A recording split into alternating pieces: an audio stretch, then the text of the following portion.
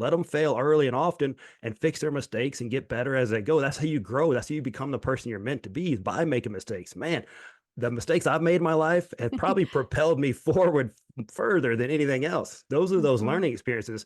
They're not much fun.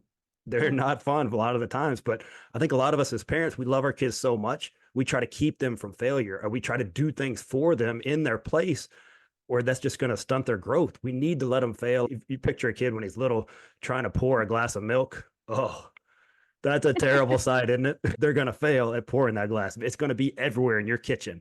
But Oh. if they keep at it, eventually they'll be able to do it. But if you always pour that kid's milk, he's going to be 40 years old and not know how to pour a Mhm. glass of milk. Hi, conscious parents. It's Carrie here, and I am here with a little info about raising our mindful kids. I've got some tips and tricks about breaking free of the box and becoming who you are, and teaching your kids how to do that along the way. Join us. Hi, conscious moms and dads. Do you have moments where you miss that flow state that you used to find before becoming a parent? Was there something that you used to work in that your heart was really passionate about and you felt like you were making a difference in the world? You can join us with a free guided meditation available in the show notes to help you rediscover your passion in life. Hi there, and welcome back. It's Carrie here, your friendly mindful mama, and I have an awesome guest today. I have Joe Martin. He's a coach, author, speaker, business owner, and the creator of Relentless Positivity Mentoring, which I love the title of your company or your creation. And he has over 15 years of experience helping hundreds of kids grow and thrive. And I love Joe is working to empower parents with the tools we need to help raise confident, resilient, and empathetic kids. So, Joe, thanks so much for being here today. I'm so excited to connect with you. Thanks so much. Oh, yeah. Carrie, thanks for having me on. I really love the mission of your podcast. I'm excited to be a guest. Yeah, I love you and I were just chatting before we hit record today about this piece of empowering our kids. And what have you found in your coaching journey? What does that look like? What have you found helps with that mindset piece for kids? Have you found that in the sports realm as well?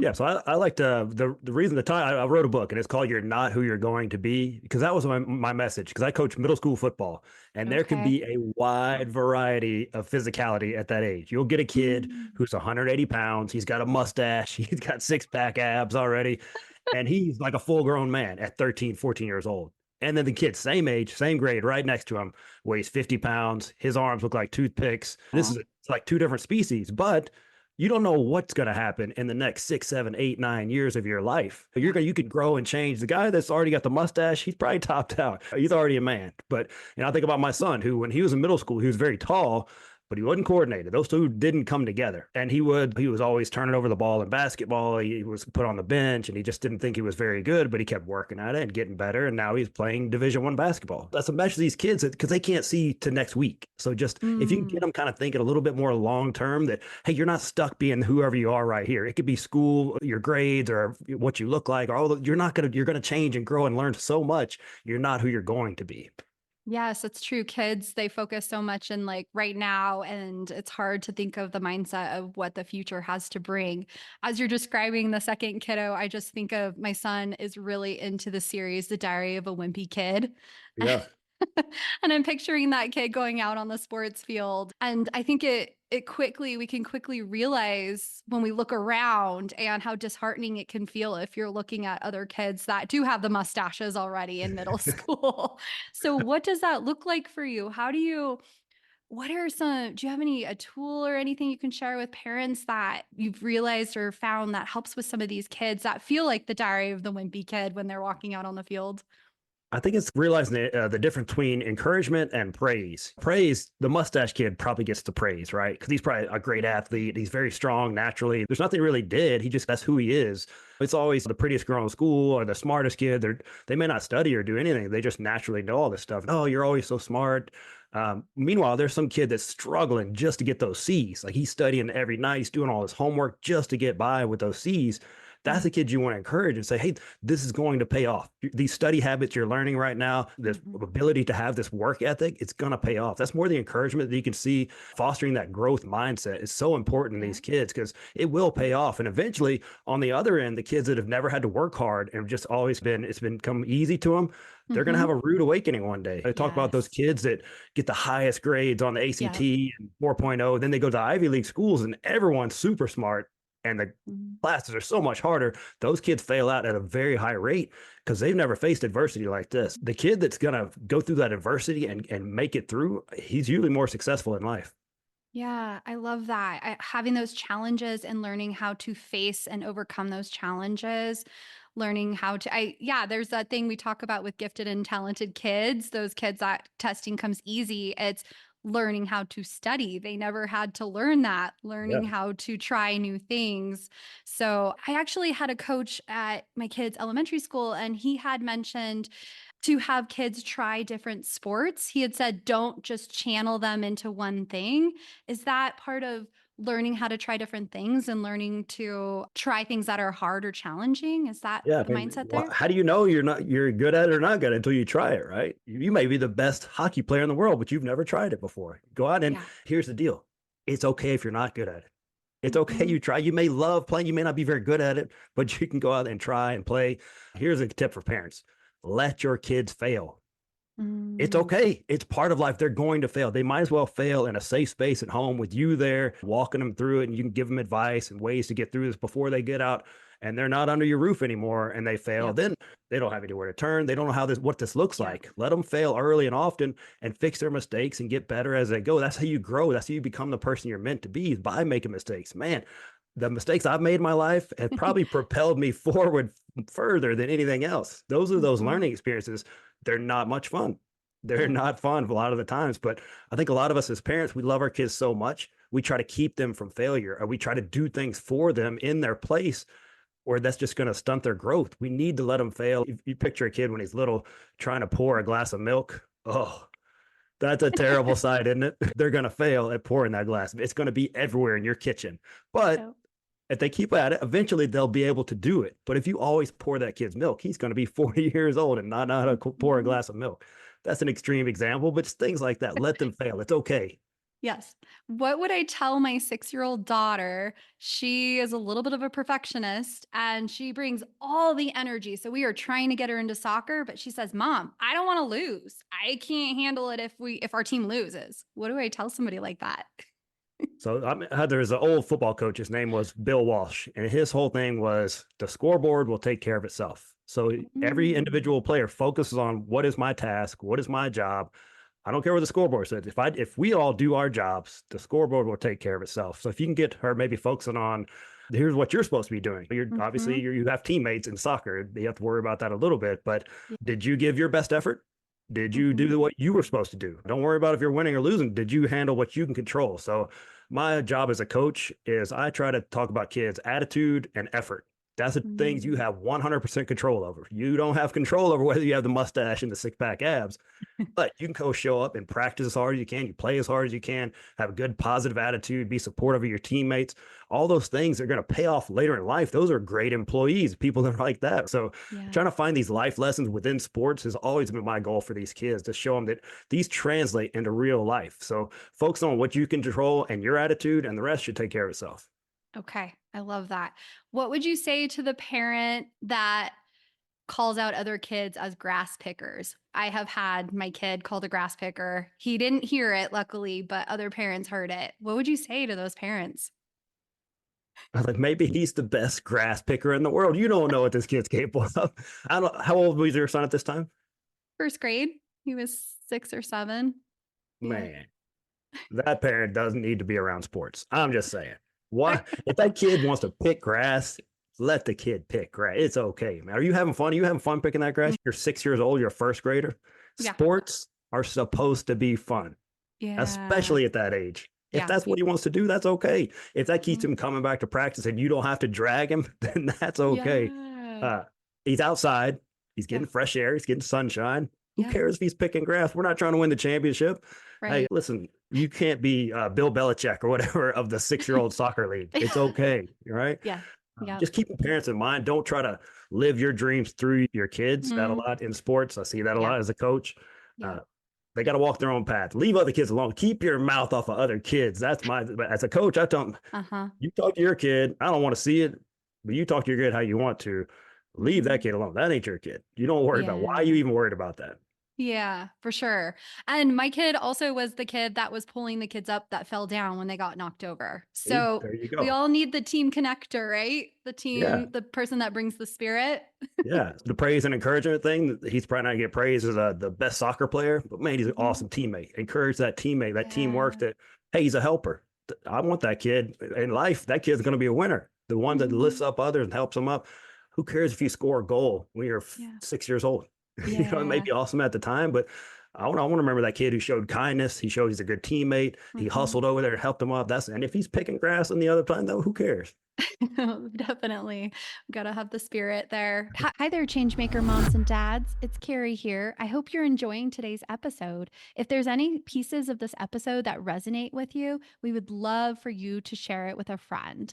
A little helping hand goes a long way. We appreciate you tuning in, and here's more. I've also heard I was talking to somebody about this giant high school that we have near our house. And I was saying, man, that feels really intense. All those kids there. And somebody had mentioned if you're involved in some type of activity, that's how you create your community. Do you find that to help kids? Absolutely. Yeah. My son just graduated, same high school I went to. It's about 2,000 kids. Wow. You can get lost in the shuffle. And there's Yeah. bigger schools, much bigger schools than that. So you got to find your people. Like for him, he found that basketball was his thing. A lot of kids find Mhm. it in band or maybe the chess club Yeah. after school, but something where you have some people you're around that can lift you up, help you out. Because especially when you're a freshman in that high school, Mm. you talk Yep. about grown people. You think people look super old then. They're 18, 19 years old. That's an Wow. adult, right? And you come in there at Yeah. 14 years old, that's a big deal. So if you can be around other people, so luckily my son's school had the freshman academy, so they're a little bit separate. They get the high school experience, but they're still around other freshmen. But I just try to get them. It doesn't have to be sports, academics. Find something that's your tribe, and you find your people. Yes, I love that. And I think did you mention challenges? I would love to hear your perspective on something challenging. We have the super helicopter parent, right? That's always trying to remove the challenges from in front of our children. What would you say? Rather than removing that obstacle, walk. Imagine just they're about to jump over a wall. You walk with them and coach them up over that wall. Help them problem Mhm. solve. What would you do here? And if they can't figure it Mhm. out, then you maybe help them out, find the help, let them find the answer themselves. Don't do it. You're going to cripple your children if you always do it for them. There are parents going on job interviews for professional jobs right now. Someone's mom is sitting in the room with them as they do interviews. This is a real thing. You can look it up. That's What? that is unbelievable to me. That is let that kid. If he goes out and fails, it's okay. If he doesn't get the Mhm. job, it's okay. We've all gone to job interviews and not gotten the job, and we did it without our parents in the room. you know. Yep. And Yep. then if you do get it, it's not your victory. You didn't get that win. You're not going to build your confidence that way because mom probably set up the interview, tied your tie before he walked you in there, answered questions on your behalf. I mean, these things are going on right now. And it gets back to the parents just love their kids and they want to see them succeed. They want the best for them, but that's not the way to do it. Yeah. So what's the difference between praise and encouragement? I'm curious. I don't know. I'm curious about that. I just gotta look at it where encouragement is more if you look at that growth mindset, where it's things you have, attitude and effort tie into that, the things that you can get better at. Praise is things you naturally have. If you're Mm. just a good looking guy or a good looking girl and you just woke Right. up that morning, you look like that.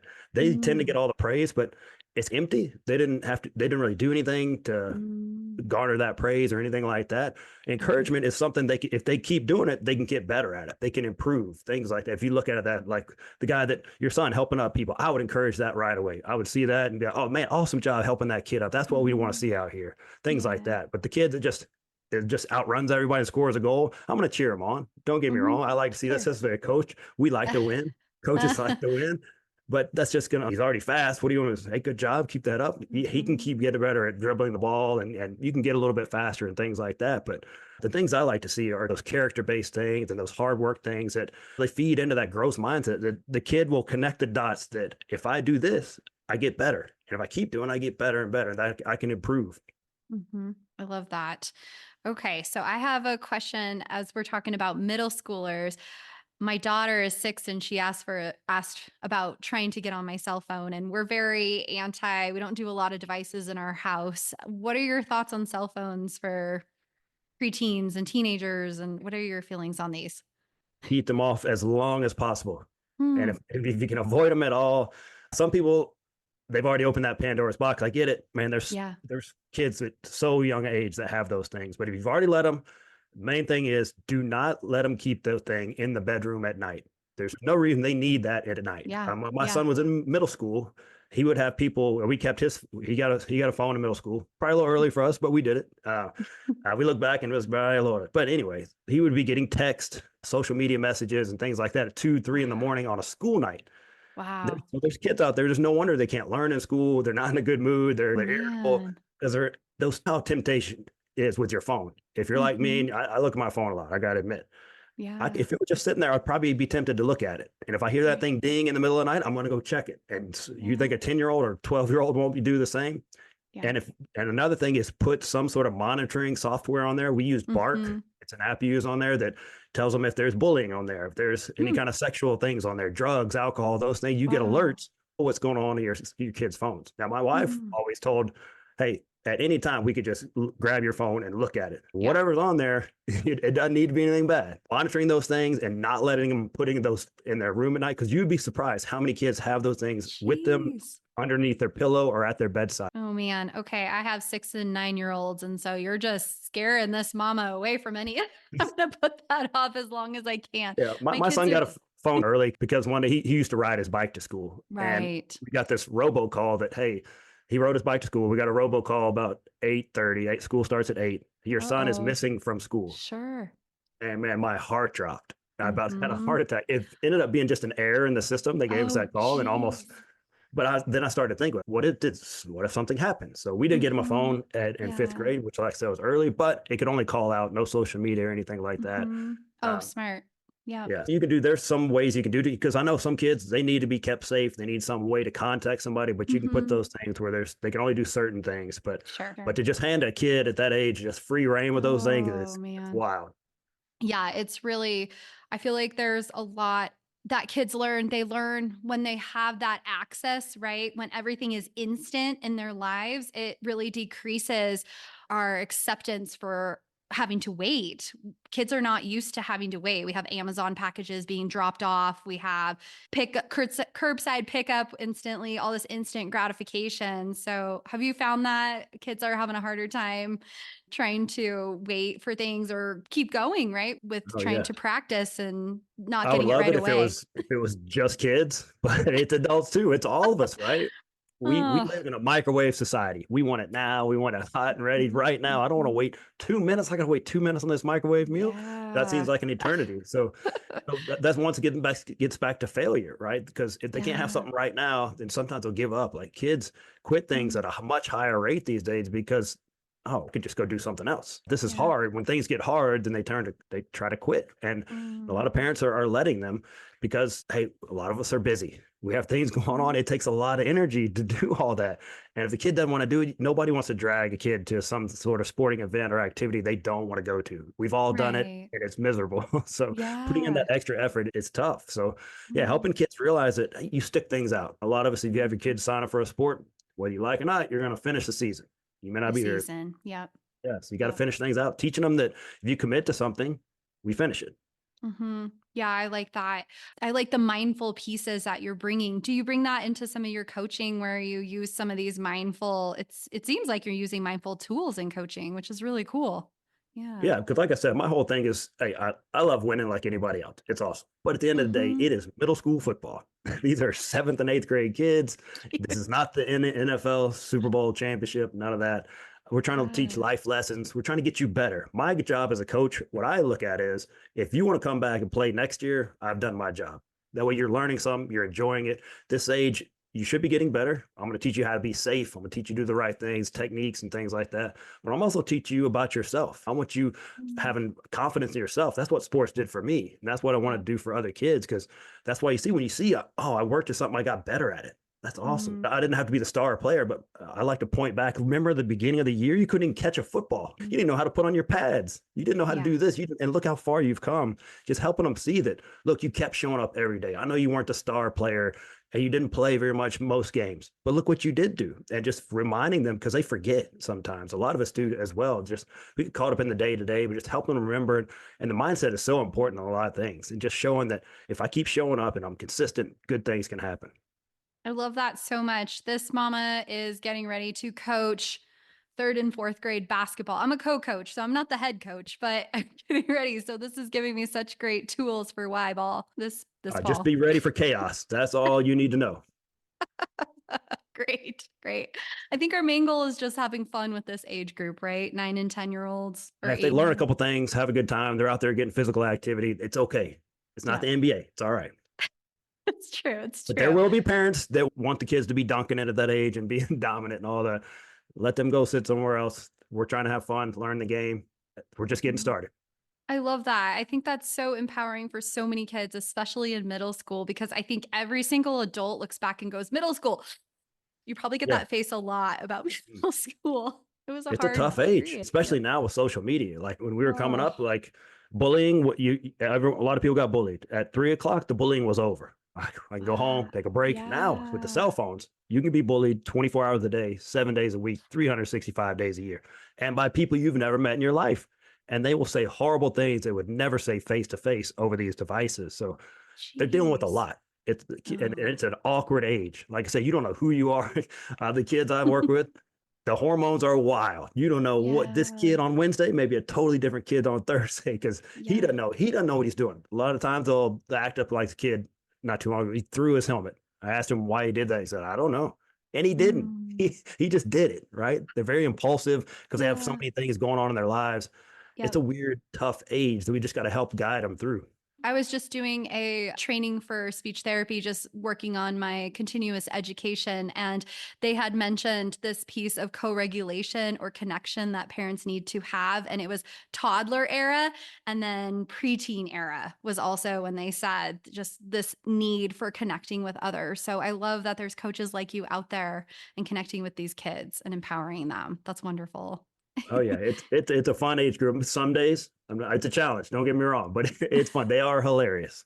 Yes. You just were telling me before we chatted that you wrote your second book. Is that correct?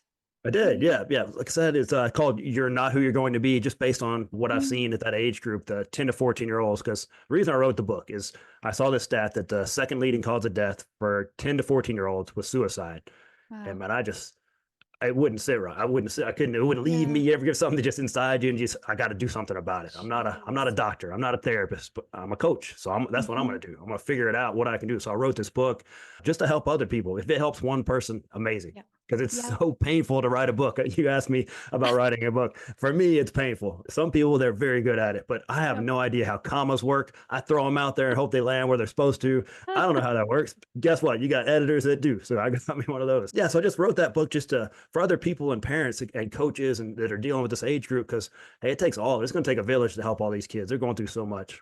Yeah, it's amazing that we have people like you out there that are change makers, helping these kids, helping connect other people, and teaching us these powerful tools. I really appreciate you being here today, Joe. Thanks so much for connecting with us. Thank you for having me. This is great. I love the message of your podcast. Keep it up. More people need to hear your message. Thanks so much. That's a wrap. Thanks so much for tuning in, Changemakers. This is Carrie. And if you haven't done a review for us, 5 stars and a little few words about what you've enjoyed in our podcast episodes, we would really appreciate it. If you guys would like to ever message me, I would love any questions you have or any feedback at info@hearttoheartlife.com. We also have a brand new website, which we're super excited to share.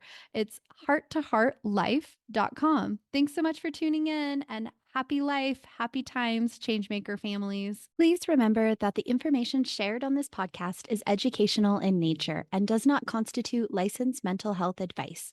If you need such advice, you should speak with a licensed professional about your unique situation. Thanks so much, happy listeners.